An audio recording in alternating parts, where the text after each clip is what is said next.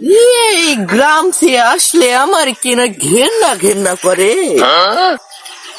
রে সেনা সেনা লাগে। কে রে তুই জিয়াত না? হ্যাঁ, মাই নেম ইজ জিহাদ।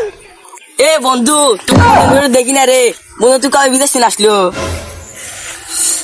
এই গ্রামের খ্যাত পোলাপান এইসব ঘেন্না ঘেন্না করে যা সার।